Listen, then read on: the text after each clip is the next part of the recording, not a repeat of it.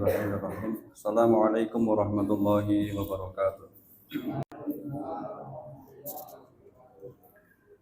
Hamdan liman qala fil Qur'anil Karim Ar-Rahman 'allamal Qur'an khalaqal insana 'allamahul bayan khairukum man ta'allamal Qur'ana wa 'allamahu ittaqillaha haitsuma kunta wa'ad bihi sayyi'atal hasanata tamhuha wa khaliqin nasa bi khuluqin hasanin. Allahumma la sahla illa ma ja'altahu sahla wa anta taj'alul hazana idza syi'ta sahla. Allahumma inna nas'aluka ilman nafi'an wa rizqan thayyiban wa 'amalan mutaqabbalan. Amma ba'd. Alhamdulillah ayyuhal hadirin jamaah salat maghrib arsadani wa rasulullahi. Mari bersama-sama kita tidak henti-hentinya senantiasa bersyukur kepada Allah Subhanahu wa taala atas limpahan nikmat iman Islam yang mana dengan nikmat-nikmat tersebut mudah-mudahan kita termasuk orang-orang yang beruntung, orang yang menggunakan nikmat dalam rangka untuk mentaati Allah Subhanahu wa taala. Salawat dan salam semoga tetap tercurah kepada khutbah kita, suri tauladan kita Nabiullah Muhammad sallallahu alaihi wasallam, pada para sahabatnya, para pengikutnya hatta yaumil qiyamah.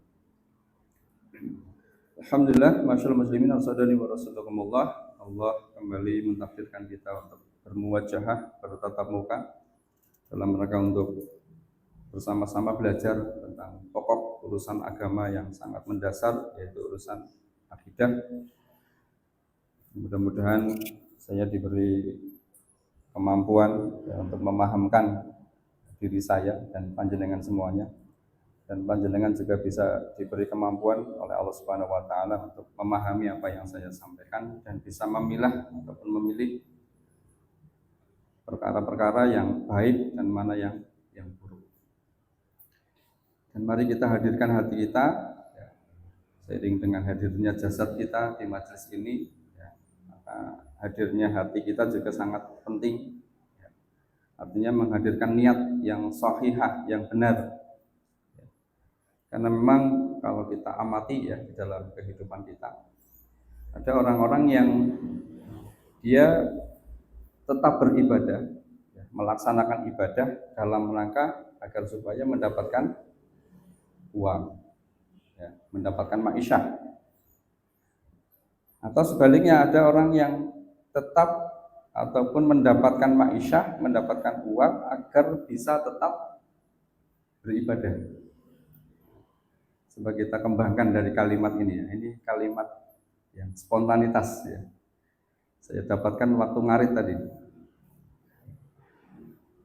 Jadi ada orang yang dia belajar atau ngajar, jadi guru berarti ya. Agar dengan jadi guru dia mendapatkan ma'isyah. Ada juga orang yang tetap mendapatkan ma'isyah, mendapatkan penghasilan, mendapatkan uang, agar supaya apa? Dia tetap bisa mengajarkan ilmu ya, tanpa harus terganggu kehidupan finansialnya, gitu ya. Kita contohkan lagi, ada orang yang dia berangkat haji atau umroh, agar supaya dengan berangkat haji dan umrohnya dia mendapatkan uang. Secara zahir ya Pak ya, kita tidak berbicara niat dulu ya, secara zahir. Atau ada orang yang dia mengumpulkan uang serupiah demi serupiah agar bisa berangkat haji atau umroh. Coba kita kaitkan dengan apa yang dilakukan oleh ibundanya Nabi Musa alaihissalam. Siapa beliau?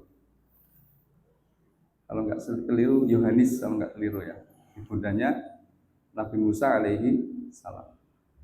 Beliau rela menjadi tukang susu ya, apa julukannya apa? Memberikan ASI kan? Memberikan ASI untuk bayi yang ditemukan oleh Fir'aun. Ya.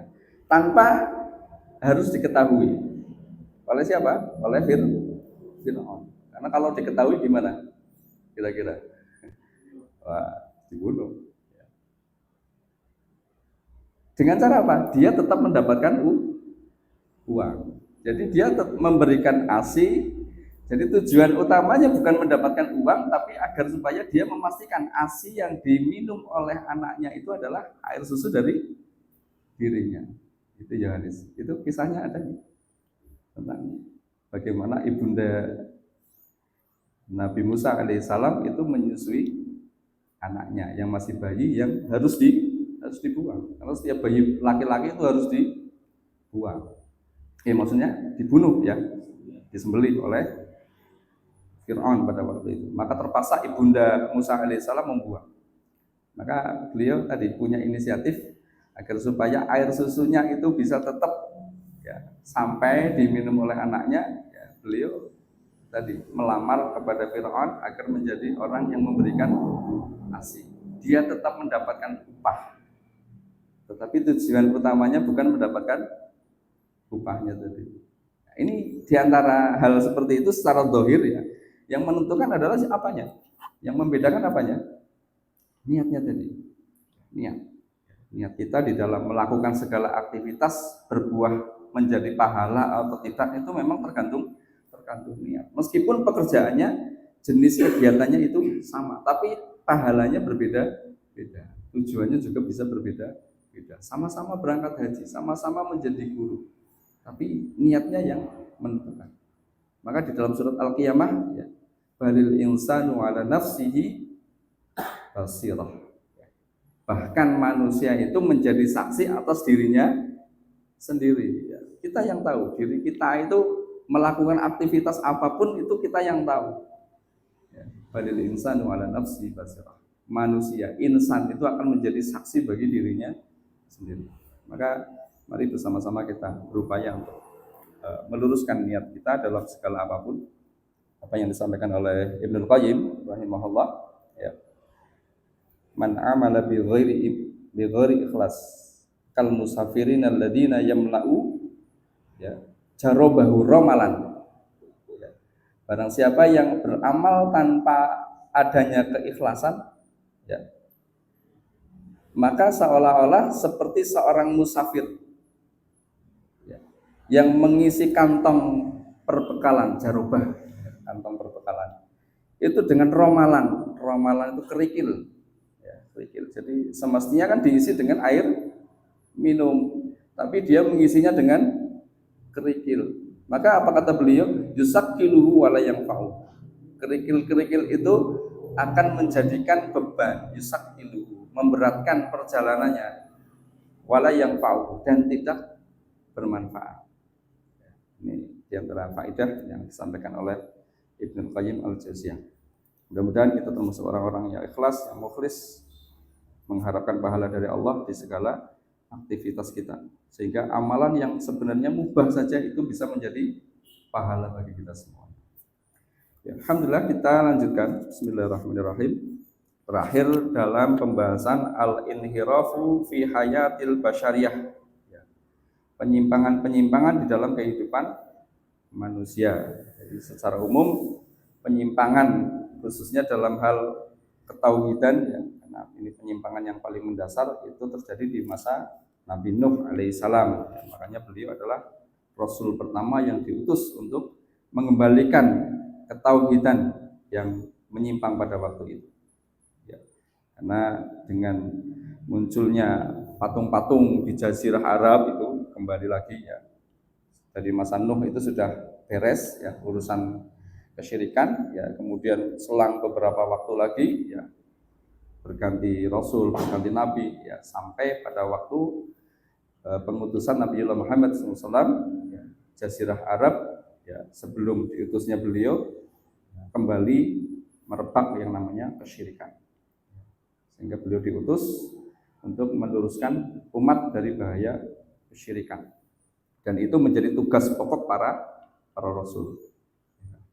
Walaqad ba'atsna fi kulli ummatin rasulan an i'budullah wajtanibut taghut. Ya. Tidaklah kami utus seorang rasul dari tiap-tiap umat ya, kecuali mereka diutus untuk menyembah kepada Allah, menyeru kepada beribadah kepada Allah, dan menjauhi taghut. Ya. Kita lanjutkan pembahasan selanjutnya yaitu asyirku, ya, syirik. Ya, syirik. Diawali dari ta'rifu syirki, ya. Definisi ataupun pengertian daripada asyirki. Nah, asyirku, yaitu taswiyatu ghairillah billahi fima huwa min khasaisillah. Taswiyah, ya, menyamakan selain Allah dengan Allah dalam perkara-perkara yang menjadi kekhususan bagi Allah. Ka'ayyad'u wa ma'allahi ghairahu aw yasrifa syai'an min anwa'il ibadah li ghairi. Ya. Seperti berdoa, ya, kepada Allah Subhanahu wa taala, tapi di sisi lain dia juga berdoa kepada selain Allah. Yad'u ma'allah. Ya. Di sisi lain dia menyeru kepada Allah, tapi dia juga menyeru kepada selain Allah. Ataupun memalingkan, ya, mengarahkan peribadatan itu kepada selain Allah. Seperti apa? Kadzabhi wan nazari, ya, sembelihan, kemudian nazar atau doa dan selainnya, yang itu semuanya disebut ataupun masuk ke dalam kategori ibadah. Ya. Faman abada ghairallahi faqad wada'al ibadata fi ghairi maudhi'iha. Maka barang siapa yang beribadah kepada selain Allah, maka dia telah meletakkan peribadatan kepada selain, atau meletakkan peribadatan bukan pada tempatnya. Ya, wa sarafa li ghairi mustahiqiha, dan memalingkan peribadatan kepada selain yang berhak untuk diibadahi. Wa dzalika a'dhamul zulmi, maka itulah yang disebut dengan sebesar-besar kezaliman. Jadi memalingkan ibadah yang semestinya hanya untuk Allah dipalingkan kepada untuk selain Allah. Ibadah. Sekarang kembali kepada definisi ibadah. Kita review lagi, Pak. Ibadah itu apa? Ibadah. Kalau kita ngacu definisinya Ahlul Athar, ya berarti kita wakili oleh Ibnu Taimiyah. Ya. Di sini di sisi lain juga ada Asy'ariyah yang punya definisi sendiri tentang ibadah. Kita ambil yang sepakat dulu. Yang sepakat dulu. Ibadah itu apa? Ibadah. Al-ibadatu la takunu illa lillah. Ini disepakati, ya. Jadi ibadah itu tidak diperkenankan kecuali untuk Allah. Ini yang disepakati, Pak. Jadi ibadah itu mesti untuk Allah. Idza sarafat li ghairillah fa huwa kufrun. Maka apabila ibadah itu dipalingkan kepada selain Allah, itulah yang disebut dengan kufur. Ini disepakati, Pak, baik oleh Asy'ariyah ataupun Ahlul Athar. Ya. Sekarang kita ambil definisi yang pertama. Definisinya Ahlul Athar. Kita ambil dari Ibnu Taimiyah, Syekhul Islam Ibnu Taimiyah. Ini masyhur sekali, ya, banyak di kitab-kitab Hindu, ya, kitab-kitab kitab Tauhid juga ada, Shalih Fauzan ataupun Muhammad bin Abdul Wahhab. Jadi syarah yang banyak, ya. Di antara contoh syarahnya adalah syarah kitab Tauhid Shalih Fauzan. Kalau di rumah saya ada Ghayatul Murid, itu tulisannya Syekh Fauzan bin Abdul Aziz. Jadi satu kitab itu pensyarahnya banyak. Kita ambil dari satu definisi, misalnya Ibnu Taimiyah tadi. Ibadah itu apa? Ismun jami'un likulli ma yuhibbullah, ya, wa yardahu minal af'al wal aqwal dhahirah wal batinah. Insyaallah panjenengan hafal, ya, Bang, ya. Panjenengan kan hafalannya kayak Imam Tirmidzi. Satu kali dengar langsung hafal. Atau kayak Imam Syafi'i, satu kali lihat langsung hafal. Ya, kita memang biasakan nulis gitu, ya. Biasa nulis. Sekalipun hari ini copy paste ya, banyak ya copy paste ya. Ilmu tinggal copy paste. Tapi ngopi paste dengan nulis beda nggak Pak? Sangat beda, sangat beda. Nulis itu lebih faedahnya lebih banyak sekali. Kalau copy paste nanti ilmunya numpuk. Ya ini file nomor berapa ya, tanggal berapa. Karena saking banyaknya kita nyarinya saja sulit. Ya itu kadang-kadang ilmu yang bermanfaat yang begitu banyak sekali, bertumpuk-tumpuk. Ya. Tetapi kita kesulitan untuk mengakses, ya, karena saking banyaknya. Kita berlindung kepada Allah Subhanahu Wa Taala dari ilmu yang tidak bermanfaat. Ya. Ini definisi yang beliau ambil ya, yang pertama ya. Jadi ismun jami'un, segala nama yang mencakup segala perbuatan yang dicintai dan diridhoi oleh Allah. Kuncinya di situ. Ya. Fima yuhibbullah wa yardahu. Yang dicintai dan diridhoi oleh Allah. Baik itu berupa perkataan ataupun perbuatan. Lahir ataupun batin. Bisa dihafal Pak? Atau Pak Jenderal bisa buat kalimat sendiri. Kalau cenderungan kita otak kanan itu senangnya gimana? Ya, ngapalnya sambil main-main gitu ya, dengan permainan, dengan apa gitu. Ada otak kanan, ada otak kiri. Ya, silakan. Yang penting ketemunya sama ya. Jadi ibadah itu adalah segala sesuatu yang mencakup, segala nama yang mencakup dari perbuatan yang dicintai dan diridhoi oleh Allah Subhanahu Wa Taala. Kuncinya itu. Baik itu perbuatan lisan kita ataupun anggota badan kita, baik itu dohiriyah kita yang terlihat jawarihnya ataupun anggota yang tidak terlihat berarti batin kita, perbuatan hati. Karena itu tidak lepas dari pantauan Allah, dari pengawasan Allah. Ini definisi ibadah. Berarti kata kuncinya dicintai dan diridhoi Allah. Salat ibadah bukan? Ibadah, karena dicintai dan diridhoi. Siam ibadah, kemudian tilawah, ngaji Al-Quran dan lain sebagainya, itu ibadah karena dicintai oleh Allah. Sujud ibadah. Nah, definisi itu ya yang kami contohkan tadi, yang kami sebut tadi, apabila dipalingkan kepada selain Allah maka dihukumi sebagai apa? Syirik tadi, ya syirik. Kufur kalau definisi yang pertama tadi atau kesepakatan tadi. Ya. Intinya itu berupa kesyirikan karena itu ibadah yang semestinya dicintai oleh Allah tapi dipalingkan kepada selain Allah. Itu nanti bisa menjadi syirik, disebut syirik. Entah itu nanti syirik asghar yang kecil ataupun yang besar. Gitu. Ya. Termasuk doa, ya, doa. Doa yang semestinya ditujukan kepada Allah ditujukan kepada selain Allah, nanti jadi syirik ya, jadi syirik. Nah, kurang lebih begitu Pak definisi syirik. Jadi memalingkan peribadatan yang semestinya untuk Allah dipalingkan untuk selain Allah, itulah yang disebut dengan syirik.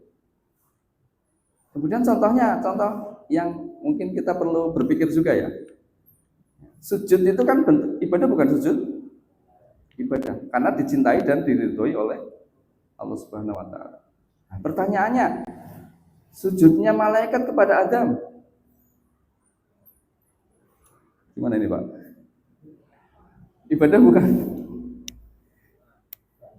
Bukan. Kenapa? Karena perintah Allah. Kalau kembali kepada definisi tadi, kenapa Allah memerintahkan kesyirikan? Saya cuma ngajak berpikir saja sih. Maksudnya,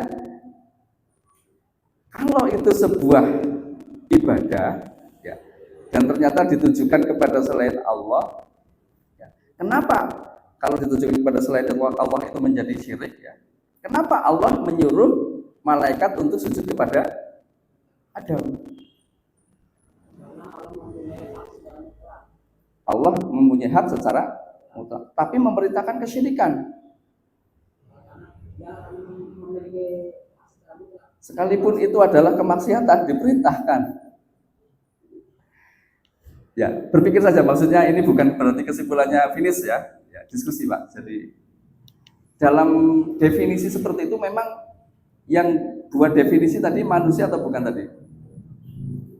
Yang menyimpulkan tadi definisi itu apa? Ibadah adalah ini tadi yang saya sebutkan. Itu siapa? Manusia apa Allah? Manusia. Ada celahnya nggak di situ? Memunculkan celah nggak di situ? Kalau buatan manusia, itulah Pak. Buatan manusia itu, ciptaan manusia mesti ada kekurangan. Yang sempurna itu mesti hanya buatan atau ciptaan Allah. Ya. Sekalipun nanti ada ini ya, tetap nanti itu ada permakluman ya, ada permakluman. Atau sujudnya dulu siapa? Nabi Yakub kepada Yusuf. Sujud nggak bahasanya itu? Sujud. Berarti kita bisa kesimpulan, bisa membedakan antara sujud tahniyah dengan sujud dalam rangka untuk ibadah. Kalau tahniyah kan dalam rangka untuk menghormati. Ya, jadi sujudnya malaikat kepada Nabi Adam itu tahniyah dalam rangka untuk hormat, bukan dalam rangka untuk beribadah. Seperti itu. Ya.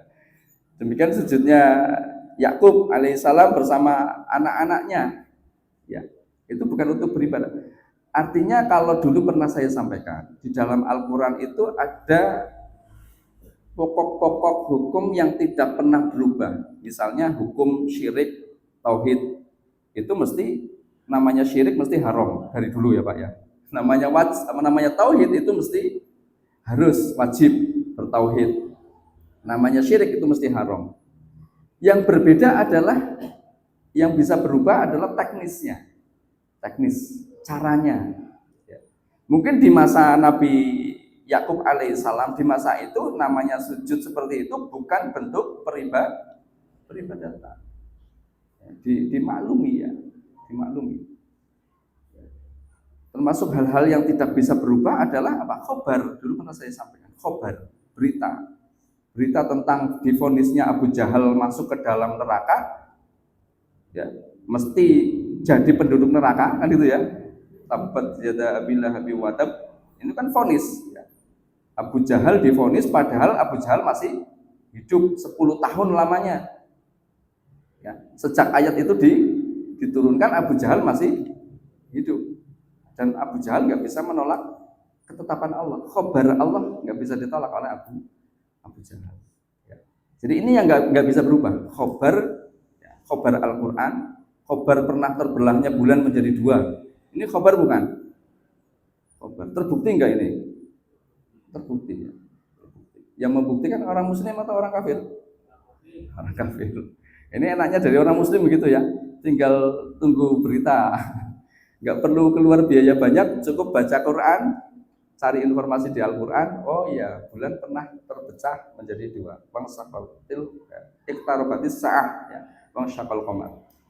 Hari kiamat sudah dekat, ya. Nah, bulan terbelah menjadi dua. Dan menjadi satu lagi, ya. Itu konon dalam diskusinya itu memang ada satu lubang yang itu tidak mungkin itu terjadi ataupun terbentuk kecuali memang bulan terbelah menjadi dua kemudian bersatu lagi. Jadi lubangnya sangat dalam. Nggak mungkin kalau ini apa tanpa membelah dulu, nggak mungkin. Mesti ini terbelah dulu kemudian menjadi satu. Itu kesimpulan daripada masa itu seperti itu. Itu khobar Pak. Jadi khobar itu seperti itu. Dan yang bisa berubah apa? Teknis tadi. Cara sujud, ya, cara siam, cara sholat, itu kan bisa berubah. Kalau dalam negara kita ya di amandemen gitu ya. Amandemen apa Pak? Ya ada perubahan undang-undang gitu ya, dirubah. Tata caranya itu bisa berubah. Tapi sesuatu yang pokok, yang prinsip itu tidak berubah. Dan contohnya tadi tentang bagaimana tauhid, syirik, ya, itu tetap berlaku hatta yaumil qiyamah. Jadi maknanya begitu ya.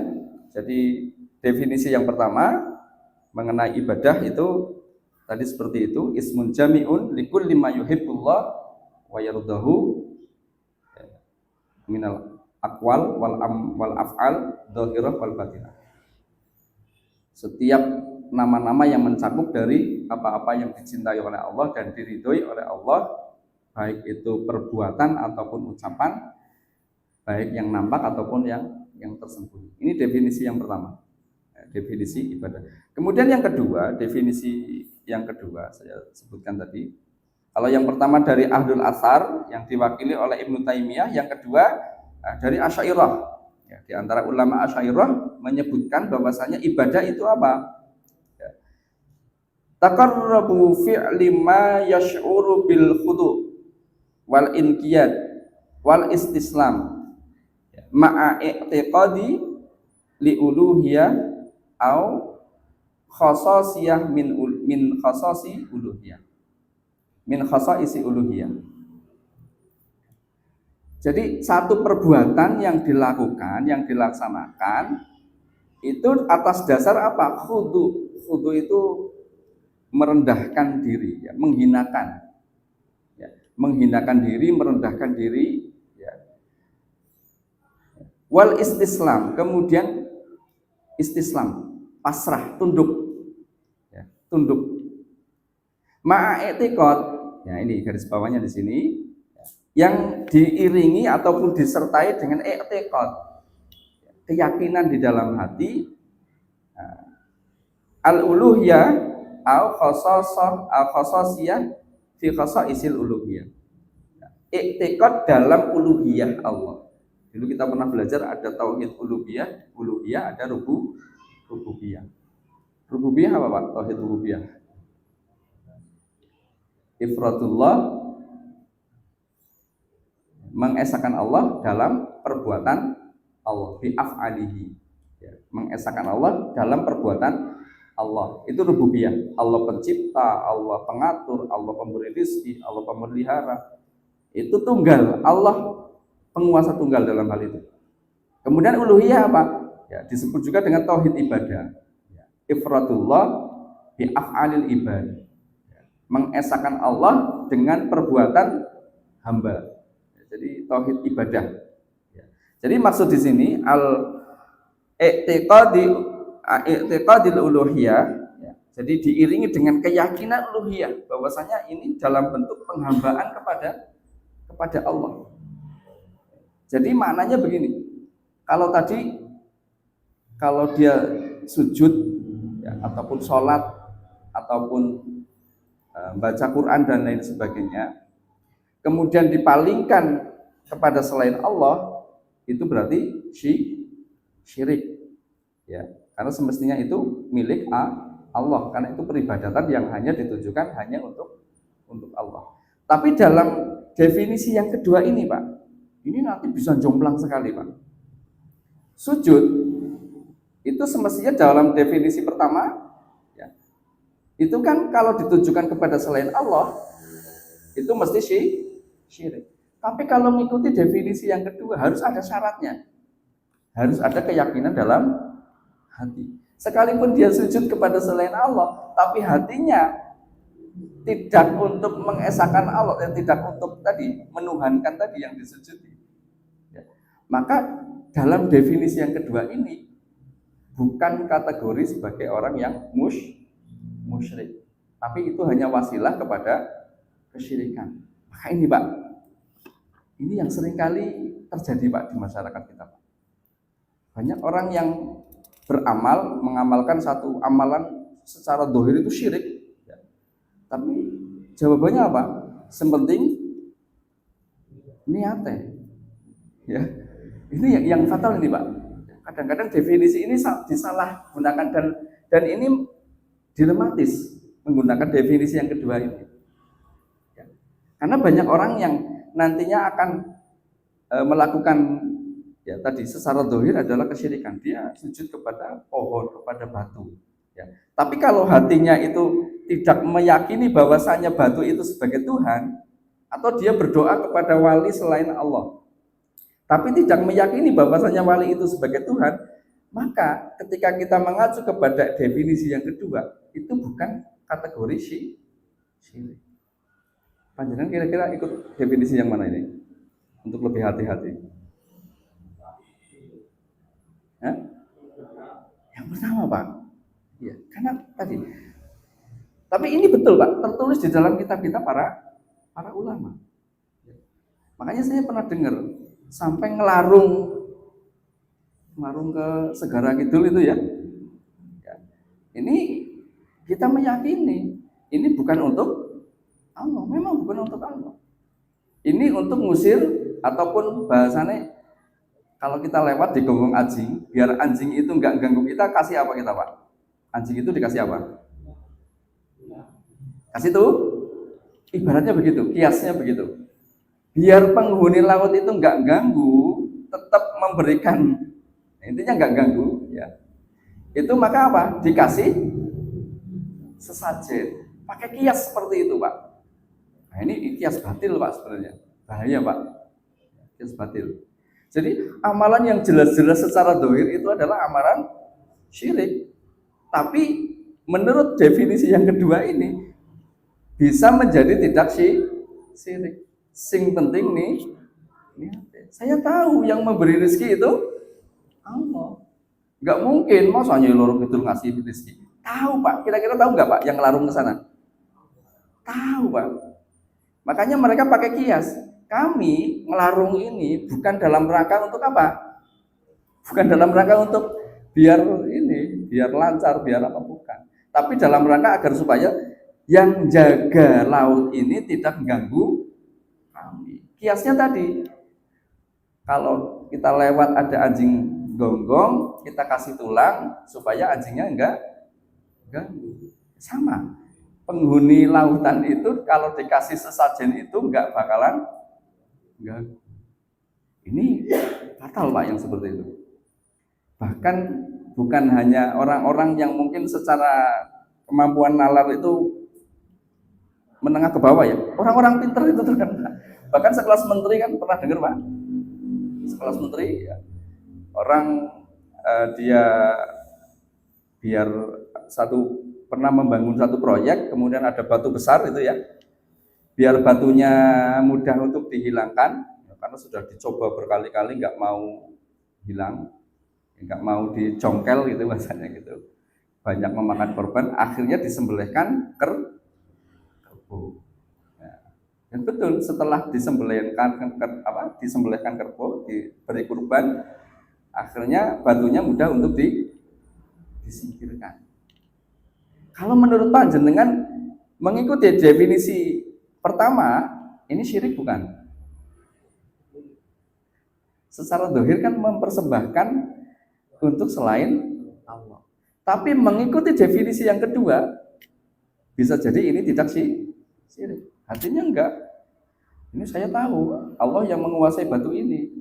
Tapi saya melakukan ini, mengorbankan kepala kerbau agar supaya setan ataupun jin penghuni batu ini bisa kompromi lah. Ya, bisa kompromi ya. Artinya enggak ganggu lagi gitu loh. Nah, di situ Pak kira-kira Pak. Nah, panjenengan bisa telaah lagi nanti. Bisa telaah lagi. Ya, jadi ada dua definisi ibadah yang menurut saya ini yang pertama itu penuh dengan kehati-hatian, ya, penuh dengan kehati-hatian. Definisi yang kedua ini rawan dengan tadi penyimpangan-penyimpangan, ya, rawan dengan penyimpangan-penyimpangan. Apalagi kalau akidah umat ini lemah, ya. Bahkan sampai masuk ke kuburan, ya, berdoa kepada penghuni kubur. Ya, saya paham, misalnya Allah saja kan begitu ya. Yang memberi rezeki itu Allah. Tapi saya melalui perantara wali-wali tadi agar supaya menjadi wasilah bagi kami untuk mendapatkan rezeki dari Allah. Kan begitu. Ya, seperti itu. Jadi kenapa kemarin saya sampaikan bahwasanya ibadah itu erat kaitannya dengan kehidupan kita, dengan penghidupan kita, dengan penghasilan kita, erat sekali Pak.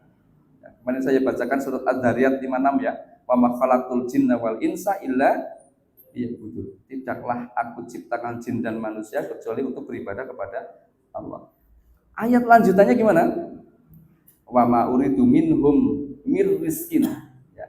Saya tidak menghendaki dari mereka untuk mendapatkan rizki. Wa ma uridu ayutimun.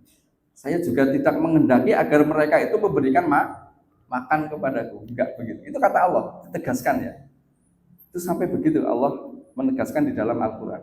Nah, di ayat bawahnya lagi, ya, innallaha huwa ar-razaq. Ya, sesungguhnya Allah itu ar-razaq, sang pemberi rizki. Dzul quwwah, yang mempunyai kekuatan, al-matin, yang sangat kuat. Ini Pak, karena erat banget ya. Namanya beribadah itu kalau tidak punya uang itu rasanya gimana Pak? Galau gitu ya. Galau. Kenapa kesyirikan-kesyirikan yang ada itu sulit untuk dihilangkan? Di antaranya apa? Tadi, kesyirikan itu menjadi sumber penghasilan. Kalau alam bisawab ya. Itu jadi sulit sekali dihilangkan, itu sangat sulit. Ya, karena kaitannya dengan kehidupannya. Ya.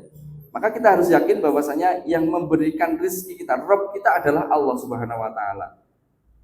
Yang bahkan ketika kita maksiat itu tetap dikasih rezeki enggak, Pak? Maksiat saja dikasih rezeki, Pak. Iya kan? Dalam keadaan bermaksiat tetap dikasih rezeki. Apalagi nanti kalau kita taat. Insya Allah rezekinya banyak. Ya. Min haitsu la yahtasib. Dari arah yang tidak disangka-sangka.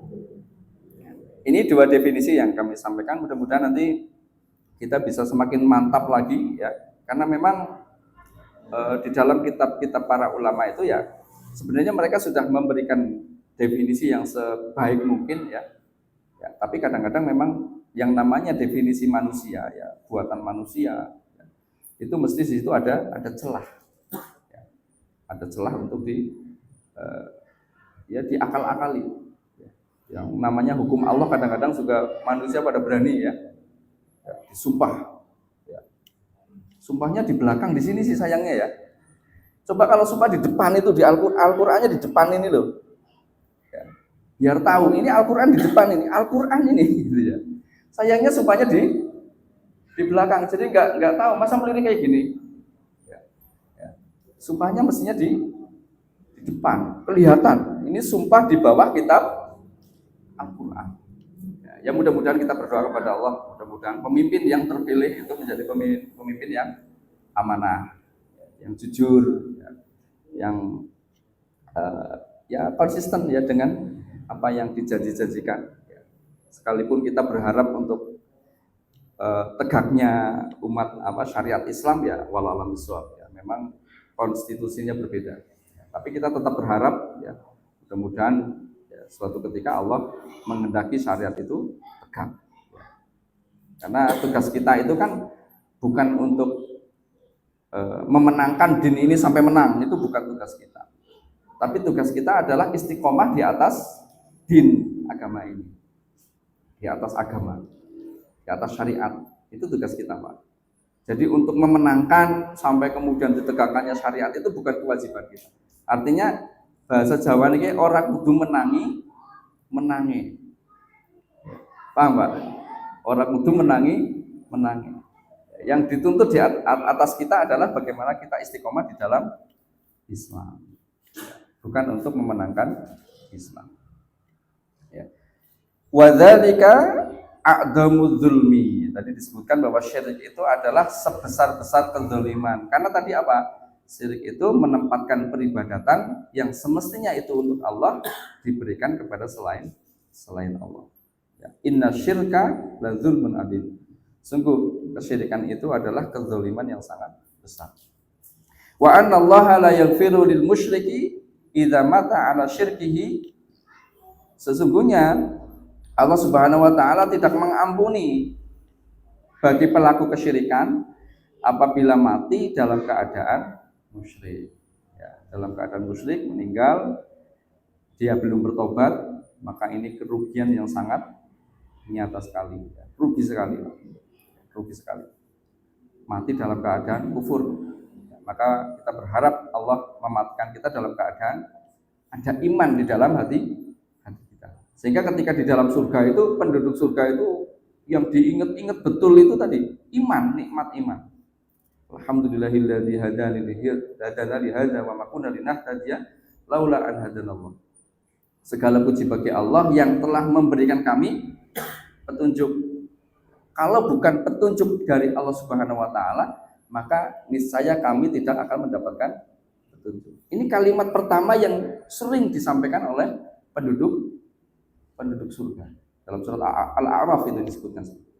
Sehingga alhamdulillah ketika kita masih istiqomah di dalam beribadah, jauh dari maksiat, itu semata-mata karena pertolongan Allah. Misalnya Pak, kalau kita dengar ada pejabat korupsi, ya, ada pengusaha yang korupsi, apa yang kita pikirkan Pak? Apa yang kita pikirkan? Kira-kira kualitas kita lebih baik daripada mereka apa tidak kira-kira Pak? Dari pejabat dan pengusaha tadi. Bisa jadi kualitas kita tidak lebih baik daripada mereka, cuman kesempatannya saja yang gak dikasih, ya enggak? Ya kadang kita berpikir, kalau saya dihadapkan di depan saya 1M dengan kualitas kita Pak, yang mungkin sholat malamnya jarang, tilawahnya jarang, kira-kira gimana Pak? Rapuh enggak Pak? Wah saya jamin enggak aman ini Pak. 1M loh Pak. Lah 1M tak ambil saja, nanti kira-kira kan 10 tahun misalnya. Nah, gampang lah 10 tahun nanti dapat pensiunan gitu kan. Berpikirnya begitu. Ya. Kenapa kita sampai hari ini istiqomah? Itu diantaranya nggak ada kesempatan ya. Tapi yang lebih besar lagi apa? Ma'unah Pak. Pertolongan dari Allah itu Pak. Yang memberikan kita jadi istiqomah, jadi kuat, sabar, dan tidak diberi kesempatan untuk menghadapi yang seperti itu. Makanya ketika kita mendapati orang yang tertimpa musibah gimana? Alhamdulillahilladzi afani hadza mimma ibtalaka bih wa fadlani ala katsirin mimman khalaqta tafdila. Ya. Ini sudah saya ulang doa ini 2 kali Pak di sini Pak. Belum hafal juga? Wah, siap-siap jenengan. Alhamdulillahilladzi afani hadza mimma ibtalaka bih wa fadlani ala katsirin mimman khalaqa tafdila. Dicari di Google banyak Pak. Ya. Cari clue-nya ya. Alhamdulillahilladzi afani. Itu saja Pak. Nanti di Google keluar semua. Afani. Tulis bahasa Arabnya. Alhamdulillahilladzi afani mimma ibtalaka bih wa fadlani ala katsirin mimman khalaqa tafdila. Ya. Ini ketika kita melihat ataupun mendengar orang tertimpa musibah, ini begitu, memuji Allah, bersyukur, alhamdulillah saya enggak ditimpa musibah seperti panjenengan, ya, seperti itu, dan memberikan aku karunia di atas makhluk-makhluk yang lain. Ya, wallahu a'lam. Ini barangkali jemaah yang dirahmati Allah Subhanahu wa taala. Mudah-mudahan apa yang kami sampaikan bermanfaat. Subhanakallahumma wa bihamdika asyhadu an la ilaha illa anta astaghfiruka wa atubu ilaik. Assalamualaikum warahmatullahi wabarakatuh.